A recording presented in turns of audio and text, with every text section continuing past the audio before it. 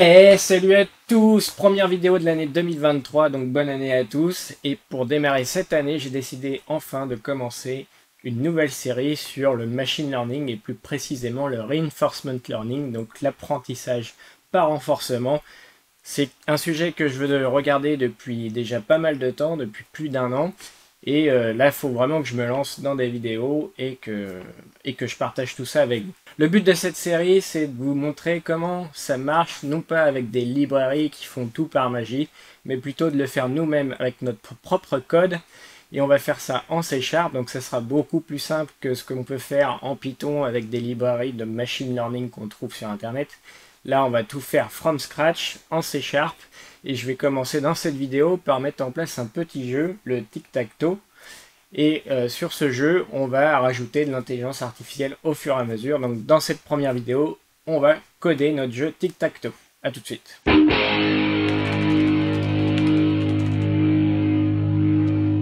Ok, donc on est dans Visual Studio. Pour cette première vidéo, on va faire très simple. Je vais juste coder le jeu, le moteur du jeu, pour être exact, en mode fortement typé. Donc je vais essayer de typer au maximum. On va être dans un esprit un peu de DDD, mais on peut pas vraiment parler de DDD puisque là on est sur quelque chose qui est très très simple. Vous allez voir, ça tient sur un fichier. Mais je vais typer très fortement. Ensuite, sur la deuxième vidéo, je vais sûrement rajouter les tests unitaires. Et enfin, troisième vidéo, on va faire l'interface. Puis on rentrera dans le vif du sujet, à savoir rajouter l'intelligence artificielle au fur et à mesure sur ce jeu. On va commencer par créer notre jeu. Je vais créer une appli .NET Console, une appli C#. Hop, je suis en QWERTY, voilà. Donc ça me crée mon jeu, je vais juste le lancer pour vérifier que tout fonctionne. Je suis en .NET 7. Vous voyez, .NET 7.0.100, dernière version. Ça compile, on est prêt. Je vais tout faire dans un fichier comme je vous l'ai dit, et ce fichier, je vais l'appeler engine.c. Alors, on va commencer par créer un namespace. Vous pouvez maintenant, en tout cas sur les dernières versions de C#, vous pouvez maintenant mettre votre namespace sur une ligne qui sera globale pour tout votre fichier. Alors, comment se passe ce jeu? C'est très simple. C'est d'abord un jeu à 2 players. Donc on va créer une enum que je vais appeler player. Ok, et cette enum a 2 valeurs. C'est soit le joueur X, soit le joueur O. Ok, ensuite, on a besoin de notre grille. Donc on va créer une classe pour ça. Ou notre board, c'est comme vous voulez. Hop, classe. Alors, qu'est-ce qu'on va trouver dans cette grille? On va trouver donc un tableau de 3 cases sur 3 cases, donc 9 positions possibles. Il y a plusieurs façons de le faire. On peut faire soit un tableau multidimensionnel, on peut tout mettre à plat avec 9 cellules dans le tableau, ou on peut aussi utiliser un dictionnaire et en spécifiant les 9 positions. C'est ce que je vais faire dans une enum. Donc je vais créer une nouvelle enum et je vais l'appeler grid position. Ça va contenir 9 valeurs. Top left, top center, top right, etc. Vous avez compris. Sur une enum, vous avez moyen d'affecter spécifiquement un entier. Chaque valeur a derrière un entier. Ici, j'avais décidé de partir du haut jusqu'en bas, mais je vais inverser. Je vais plutôt me mapper sur le clavier numérique d'un vrai clavier physique. Et donc, le 1, ça sera plutôt le bottom left.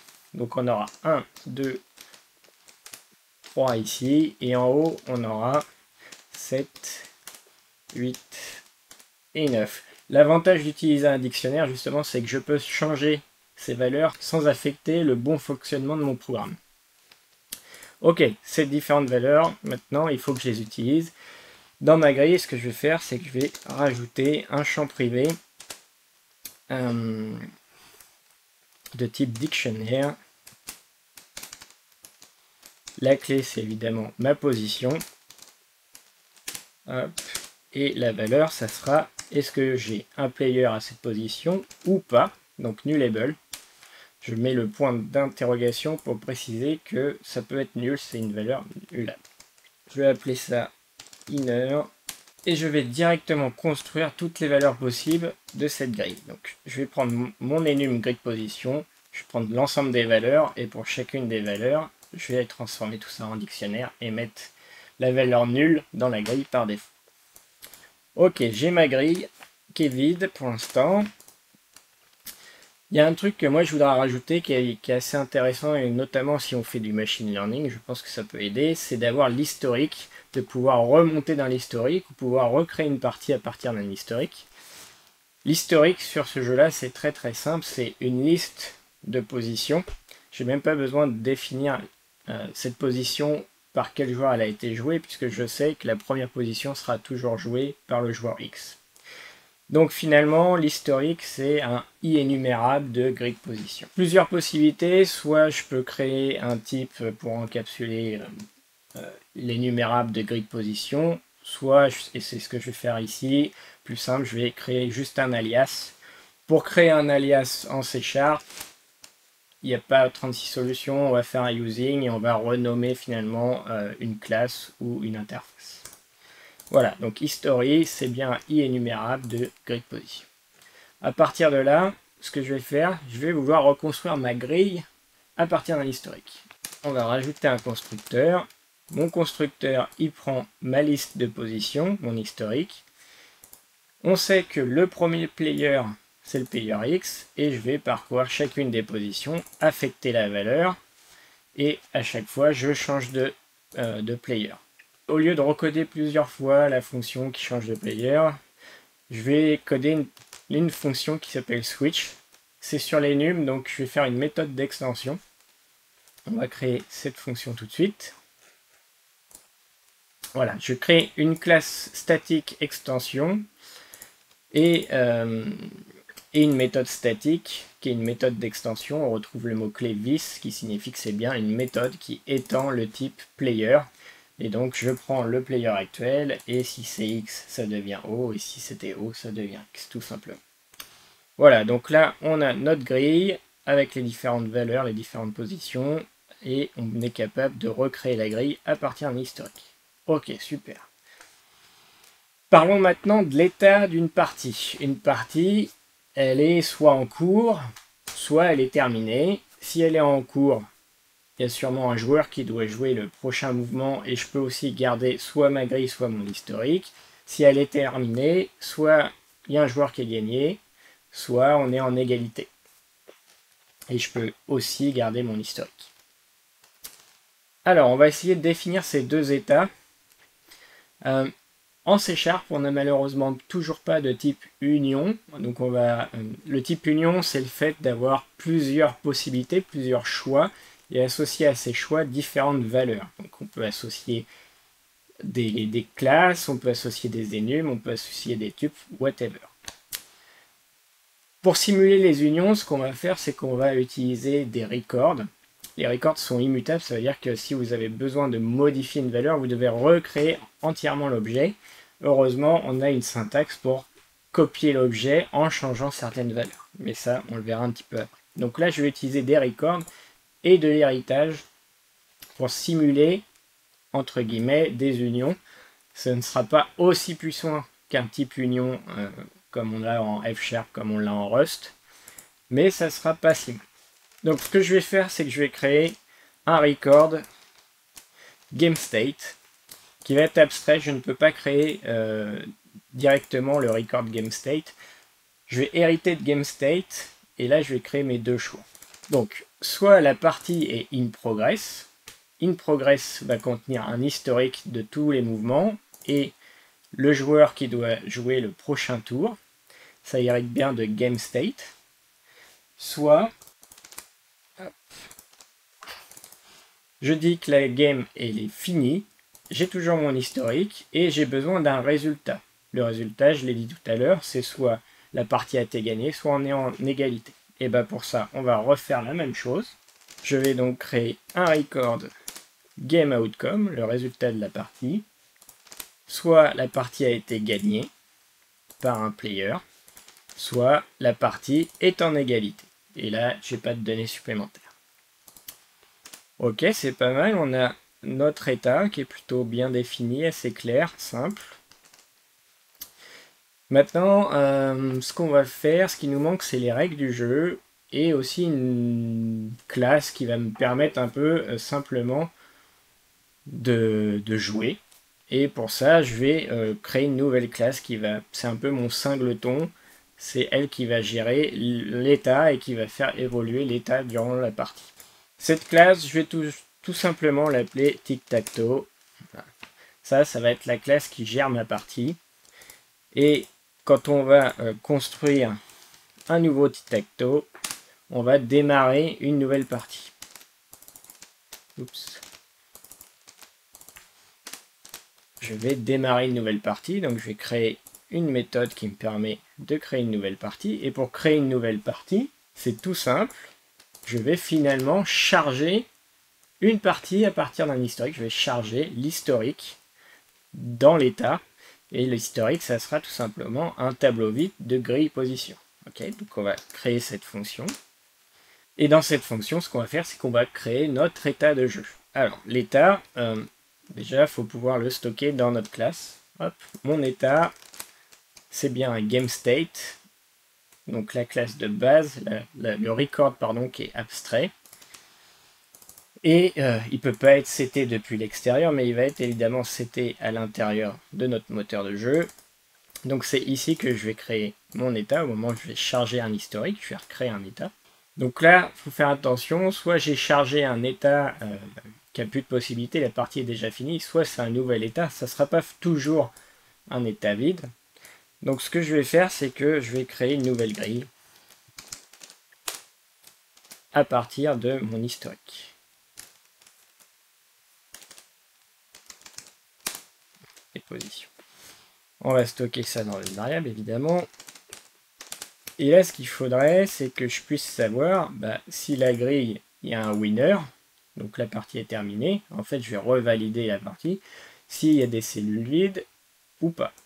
Donc on va compléter un peu notre classe grid avec des nouvelles méthodes. On va commencer par le plus simple, à savoir lister les cellules qui sont encore disponibles. Donc, un petit cell, je prends ma grille interne, je filtre tous les endroits, toutes les positions où il y a une valeur nulle, et bien sûr je sélectionne la position, donc la clé.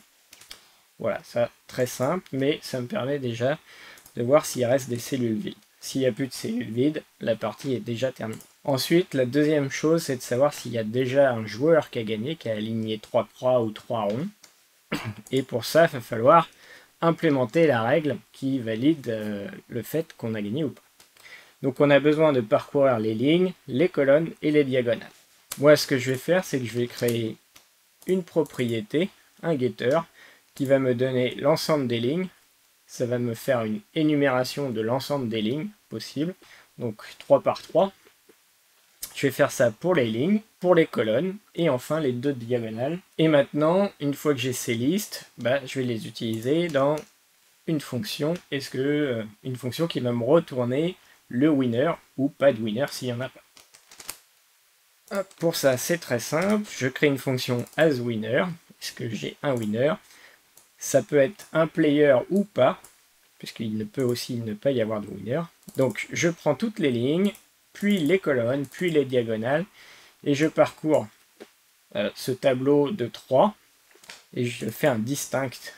Ici, X, c'est les 3 cellules. Je fais un distinct sur la valeur.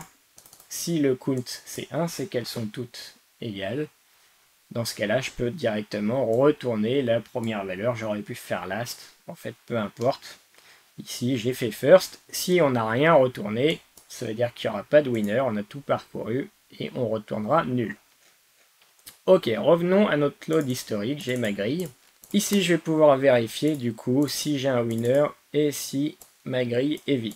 Il va falloir qu'on valide les conditions, à savoir en fonction du winner et de l'anti-set. Ce que je vais faire, c'est que je vais faire un tuple, et sur ce tuple, je vais faire un switch. Vous allez. Mon but, c'est de créer un nouvel état, et donc je vais faire mon état, il est dépendant de ce tuple de deux valeurs, et ici, je vais faire un pattern matching sur ce tuple.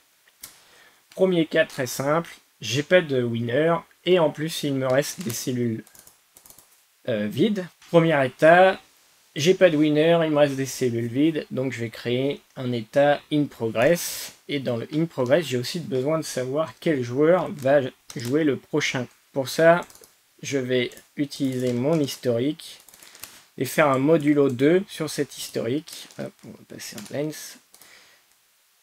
Si c'est divisible par 2, c'est que c'est au player X. Si c'est divisible par 1, enfin, si c'est pas divisible par 2, pardon, c'est que c'est le player O. Ok, donc, si je n'ai pas de winner, donc false, et, pardon, c'est plutôt nul, et que il me reste des cellules vides, dans ce cas, mon état c'est un new game state in progress de mon historique des positions de grille avec le joueur actuel, c'est-à-dire le next player que je viens de définir. Ok. Deuxième possibilité,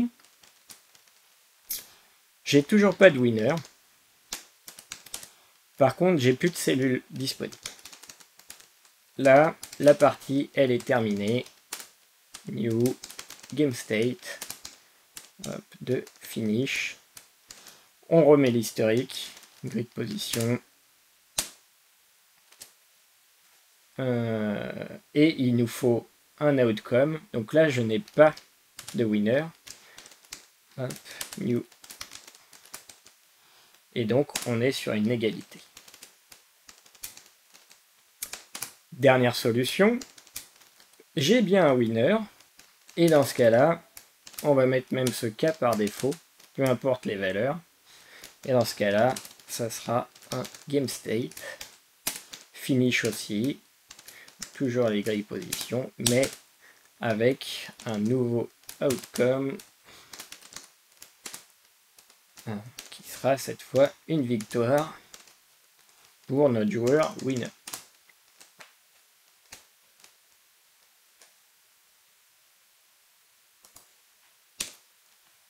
Et là, je peux directement mettre value.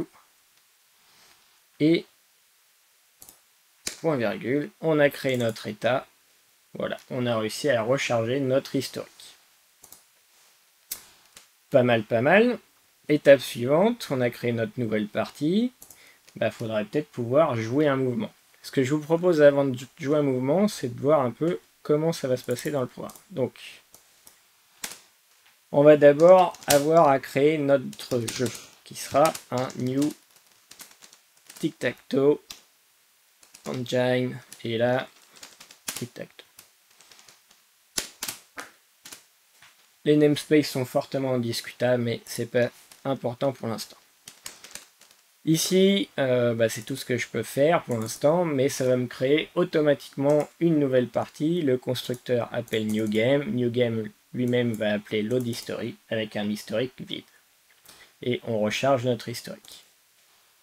Maintenant, ce qui me manque, c'est peut-être de pouvoir jouer, faire un mouvement. Donc, par exemple, une méthode play où je vais donner une position. Donc, par exemple, grid position, point, bottom center. Donc, on va créer cette fonction play. Hop, qui prend ma grille position. Avant de jouer la position, il faut valider que la position est valide. Une position, elle est soit valide, soit je vais avoir une erreur, elle est invalide. Et là, je vais lister les différents cas d'invalidité. Donc, soit elle est déjà occupée, soit c'est pas valide parce que la partie est déjà terminée et je ne devrais pas jouer. Pour gérer ça, ce que je vais faire, c'est que je vais créer une petite énum, encore une fois, move error, en disant soit la partie est déjà terminée, soit la position est déjà occupée. Donc, ma méthode qui va valider la position devra me retourner un move error ou nul. Hop. Et donc, je vais écrire ma méthode ici. Comment ça va se passer? Je vais utiliser mon état actuel. Et sur cet état, je vais refaire un switch. Le switch, il va dépendre du type. Est-ce que je suis in progress? Est-ce que je suis finish? Hop. Switch. Hop. nouvelle syntaxe, hein, on va faire du pattern matching. Et donc, si c'est un game state.finish, là, ce qu'on va faire, c'est on va renvoyer un new, on va renvoyer directement moveError .already finish. Par contre, si la game est toujours en cours, dans ce cas-là, ce qu'il faut que je fasse, c'est que je valide. Je vais vérifier si mon état, et plutôt mon historique, contient déjà la position que je veux jouer. Si la position que je veux jouer est contenue dans l'historique, dans ce cas-là, c'est une erreur. La position a déjà été jouée, et dans le cas contraire, c'est tout simplement un nul. Et j'ai plus qu'à renvoyer ça en faisant un return.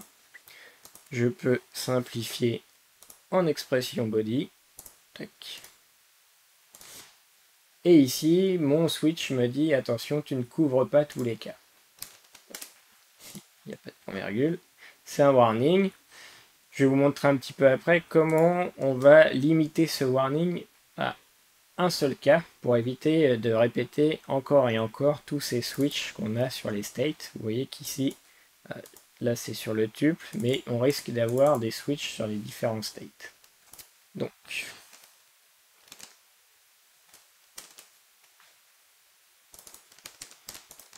est-ce que mon mouvement, ma position que je veux jouer est valide?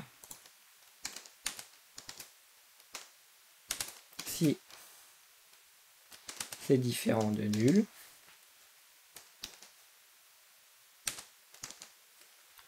on va mettre ça dans une valeur.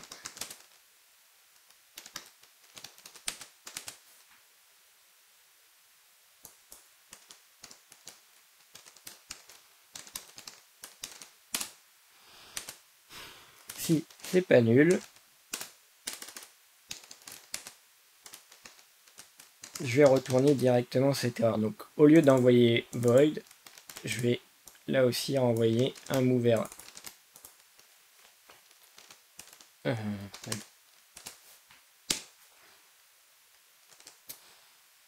Et sinon, on va pouvoir jouer. Alors, je vais faire quelque chose du coup qui est pas très beau. On verra si on peut refactorer un peu. Je vais caster mon état, puisque là, je vais savoir automatiquement que mon état actuel, c'est in progress. Par contre, ça va pas être, comme j'ai casté, ça ne sera pas validé par le compilateur.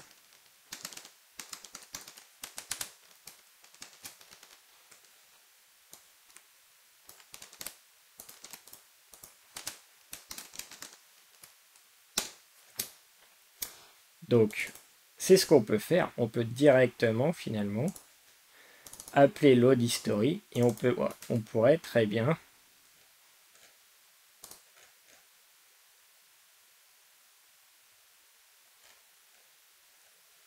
donc ce qu'on va faire, c'est qu'on va appeler le load history qu'on a déjà codé et qui fait tout pour nous, et on va passer dans le progress l'historique et on va rajouter, en utilisant une fonction link, la position qu'on veut jouer.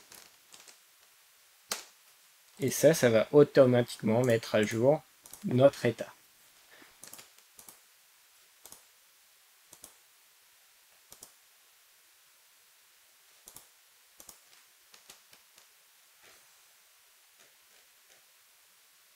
Ah, petite erreur, j'ai pas fait attention tout à l'heure, mais ici, c'est bien un type historique qu'il faut mettre, donc un i énumérable et non pas un tableau. Donc là, je peux passer directement mon i énumérable, je n'ai pas besoin de recréer un tableau. Et là, comme j'ai dit que je retournais une valeur, il faut ici que je retourne nul. Ici, je peux maintenant, dans mon programme, appeler play, qui va me renvoyer une validation de mon mouvement ou pas. Et je pourrais continuer la partie jusqu'à ce que ce soit terminé. Donc, dans mon programme principal, je vais sûrement avoir un tant que la partie game.state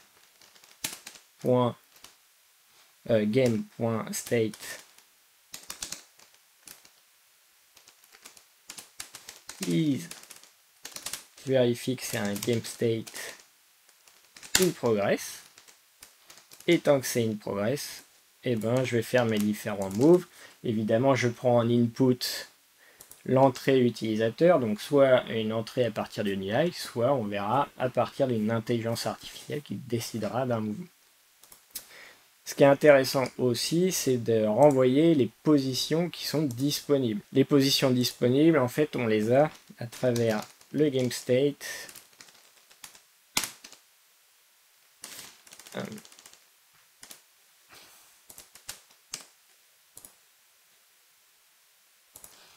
Là, je vais utiliser mon GameState in progress. Et sur l'historique, ce qui serait pas mal, c'est de récupérer directement la grille. Et dans la grille, on sait qu'on a la liste des cellules vides. Pour ça, tout simplement, je vais créer une autre méthode d'extension que je vais appeler getGrid directement sur l'historique et ça va me créer une nouvelle grille. C'est juste pour inverser l'appel. C'est un peu du sucre, mais ici, je vais avoir un getGrid et donc j'ai bien ma grille et je pourrais faire un petit cell.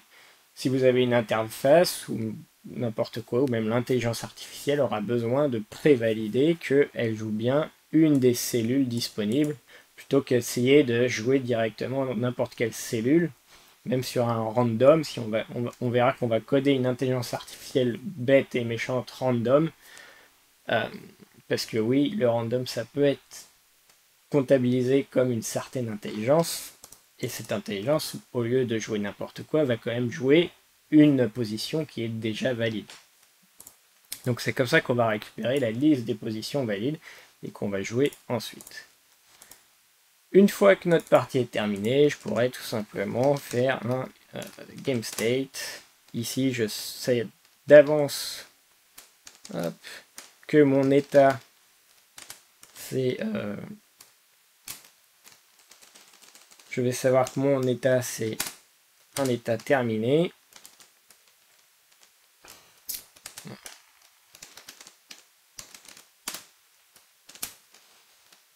Tac. Et je pourrais donc faire des choses en fonction du résultat, de l'historique, etc. En fonction de ce que vous voulez faire dans l'interface. On fera le petit programme d'interface un peu plus tard en console. On n'a pas besoin de se compliquer la vie. Si vous voulez le faire en WPF, en web, etc., c'est aussi possible. Et si vous voulez que je vous montre comment on le fait, n'hésitez pas à rajouter des commentaires dans la vidéo. Voilà, le gros du moteur est fait. Il n'y a pas beaucoup de code, on a bien typé. Dernière chose que je vous propose de voir, c'est un petit refactoring pour nous éviter d'avoir un warning. Ici, j'ai lancé le programme et j'ai eu un petit warning qui me dit que je ne gère pas toutes les possibilités. Ça n'arrive qu'une fois finalement, mais si j'avais à gérer... si je suis utilisateur de l'API de l'engine, je ne sais pas par défaut combien de game states il va y avoir, puisque c'est pas un type union, c'est de l'héritage. Donc on peut avoir une infinité d'héritage de game state. Pour vraiment bloquer le nombre de possibilités et être plus explicite sur comment gérer le state, on peut créer une méthode que je vais appeler aussi switch, et qui va prendre en paramètre deux fonctions, une fonction qui est là pour gérer l'état fini et une fonction qui est là pour gérer l'état in progress. Donc on va aller dans notre, je vais replier un petit peu, dans notre game state, et ce qu'on va faire, c'est qu'on va créer une fonction qui retourne t, générique, qu'on va appeler switch, qui prend en paramètre une fonction, func. Ici, ça va prendre le type évidemment in progress et me renvoyer t, et ça sera, la fonction pour gérer in progress. Je vais appeler in progress. Hop, j'ai oublié de mettre le générique. Et je vais faire la même chose pour le finish.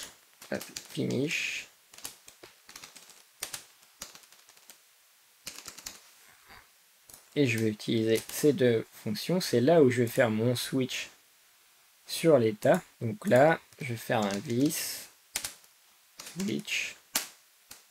Et en fait, on va retrouver le même code que tout à l'heure. Celui qui était ici. Non, pardon. Qui était ici. Je retrouve ce switch. On peut même le copier et le refactorer. Hop. Tout simplement, si la game est terminée, là, je vais exécuter ma fonction finish qui prend en paramètre f. Si ma game est in progress, je vais exécuter ma fonction in progress qui prend en paramètre i. On n'oublie pas de faire un return. Hop, et ici, j'ai mon warning qui me dit que je n'ai pas géré le cas par défaut. Et je peux tout simplement lancer une exception, puisqu'ici, je suis dans la classe, je sais combien d'héritage j'ai, tout est encapsulé et caché, il n'y a pas de souci. Je peux aussi refactorer en expression body, pour simplifier si on veut, ça c'est au choix de chacun. Moi j'aime beaucoup les expressions body, ça m'oblige à retourner une valeur. Et je vais utiliser cette nouvelle fonction à la place de mon switch que j'avais ici. Tout simplement state.switch qui prend deux fonctions. On peut nommer avec des labels.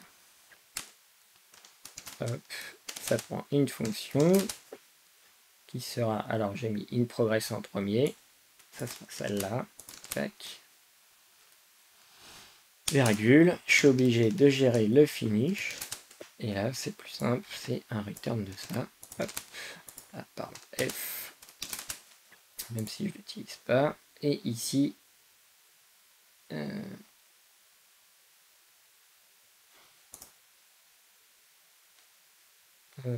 ici, on clean le code, on va caster le nul en move error pour virgule, voilà, on enlève cette virgule et ça a été refactoré.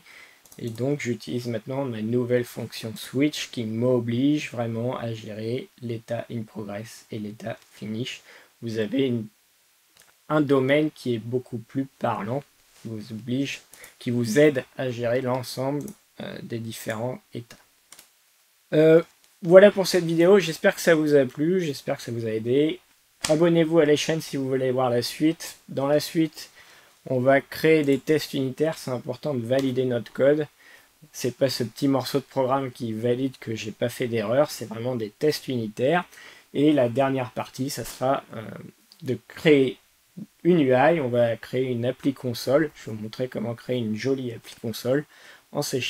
Et puis enfin, on va rentrer dans le vif du sujet avec rajouter des agents, rajouter de l'intelligence artificielle, du plus simple au plus évolué, donc à l'apprentissage par renforcement. Voilà, donc je vous dis à très bientôt pour la suite.